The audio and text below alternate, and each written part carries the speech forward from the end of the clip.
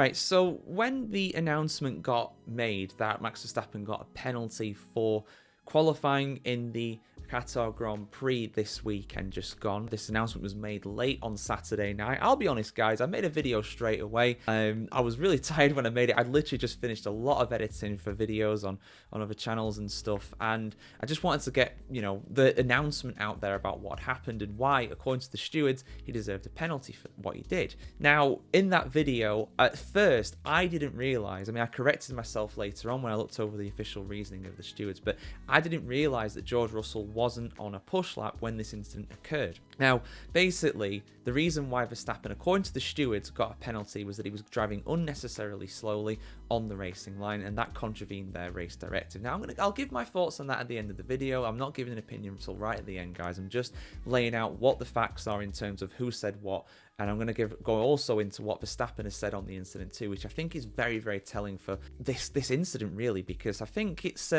yeah, I can see why a lot of people are annoyed at this and calling all kinds of accusations about British bias and the stewards being biased and the FIA's against Max Verstappen and all this and that. And I'll get into that at the end, don't worry, but I'll just go into what actually happened here. So basically what happened in terms of this penalty was that George Russell was driving really quickly behind Max Verstappen. He was catching Max Verstappen, and basically Verstappen was on the racing line, so instead of Russell being able to go full speed through the corner, he had to go on the brakes, he had to take avoiding action.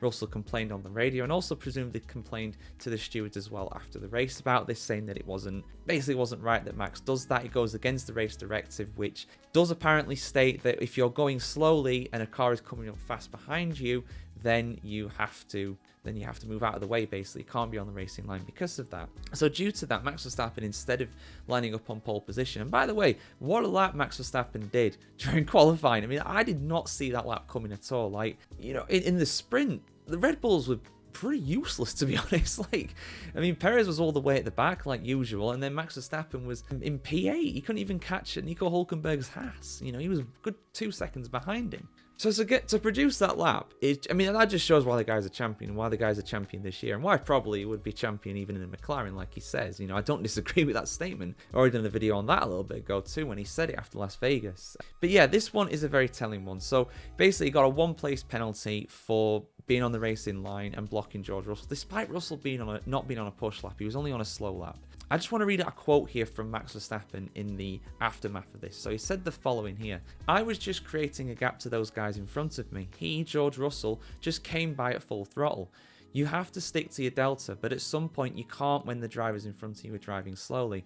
You don't want to screw anybody. I don't feel like doing that at all at the end of the season, so I stayed right behind, and he came flaming past at full throttle. If you want to do that, that's fine. I just followed everybody without screwing anybody." So what he's referring to there in terms of the delta, for you guys that don't know, is that basically even on a slow lap, you have a, what is it now? You have a maximum time that you can't hit. Basically, you have to go above a certain speed throughout a lap, even on a slow lap, and otherwise you are deemed to being unnecessarily slow.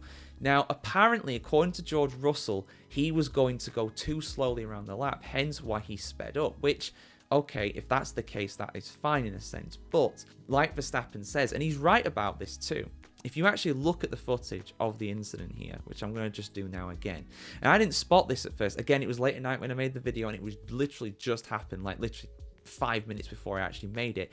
If you look at the video here and look at the wide shot of who is in front of Max Verstappen, I believe it's Fernando Alonso. I can't really tell, but there is definitely a car that is not that far ahead. Now, there's basically like a little straighten and a kink to the right where this car is, and that car's at the kink to the right.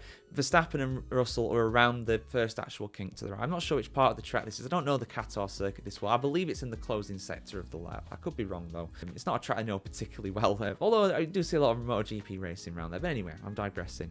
But something that the people were talking about a lot in the, I think Bernie Collins said it in the Sky commentary as well, is about the dirty air. Now, obviously, dirty air is going to negatively affect the performance of the car. If you want to see a more in-depth look at that, did a video a little bit ago about that. But basically, what for the long and short of it, what it means is that if you're close behind a car that is in front of you, making a turbulent wake of air, that is the dirty air. That air is not as good to produce downforce for your car, so therefore you'll be slower, you'll lose grip.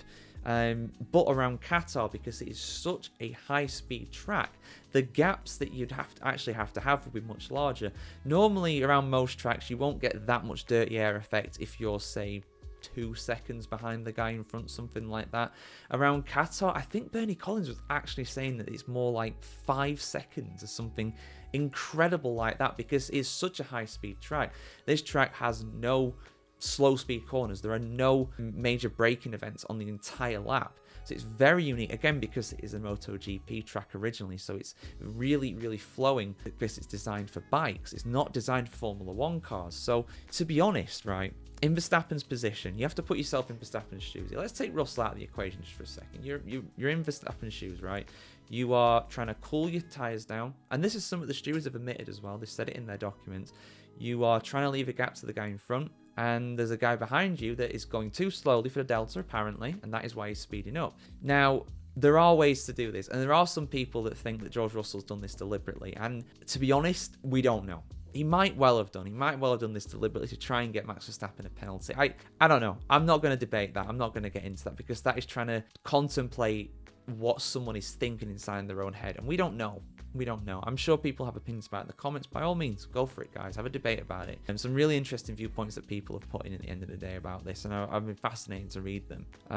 But when it comes to Russell here, you know, he's just coming up behind Max Verstappen, and he's, whether deliberately or by accident, he has chosen to try and overtake him in a place that's very difficult to overtake around that corner. If he just waited until the little mini straight thing after that, or maybe tried to pass him before and a little mini straight before that, then there wouldn't have been a problem. He just would have sailed past him. But because he's tried to pass him in that corner, Max Verstappen has effectively blocked him. I'm not saying he's done it deliberately. I'm not saying he's done anything wrong, but he has blocked him.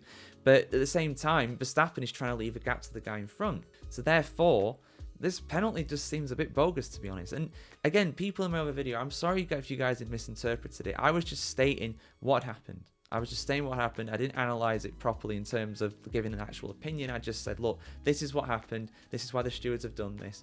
This is the penalty they've handed out for it, a one-place grid penalty. Which, you know, if it was an actual flying lap, then it would have probably been a 3-place penalty, like they said. But it wasn't a flying lap.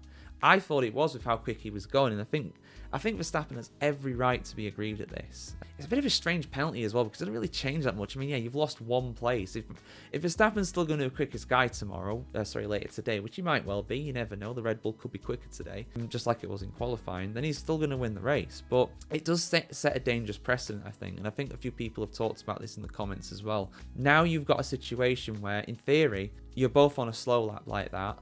And if someone behind is going too slowly for the Delta, they can just race up behind somebody, get them on the racing line, say this blocked me, give him a penalty. And I'm not saying that's what George Russell's done. I am not accusing him of that. But people have accused him of that. And there's going to be more question marks around that. And going into Abu Dhabi, again, it's a track where there's a lot of tight sections. That final sector of Abu Dhabi is a very tight, slow, twisty section. Are we going to see a repeat of this then? Who knows? But yeah, my personal take on it, guys, is that I think the stewards should just do what they actually say they try and do. Let them race. I know this isn't a race, but just let them drive, right? Let them drive. You don't need to get involved with this. They just don't need to get involved with this. They're just sticking their necks out to get punished, basically. I don't know why they've got involved with this. I really don't. It might be a case of Mercedes and George Russell really, you know, pressing on them to do it or something. But for me, because it's not actually, you know, qualifying laps, because he's trying to, you know, Verstappen's trying to keep a gap between him and the guy in front and not try and screw him over, in his own words, for me, I think this is a really, really harsh penalty. And there's definitely an argument to say that this is completely unjust. Is this proof of a conspiracy against Max Verstappen? Is this proof of British bias? Is this proof of the FIA having a go at Verstappen for his comments about, you know, Sweargate and MBS and stuff like that? Does it run that deep? Let's not get into that today. But have your say in the comments below. I want to hear what you guys think, of course. And thank you so much for the support, as always, this weekend. And I will be back as well to review the Qatar Grand Prix later today as well. F1 News Zone has just gone live on YouTube as well for this week. So if you want to go check that out, that is available to everybody for free. So go and have a look at it.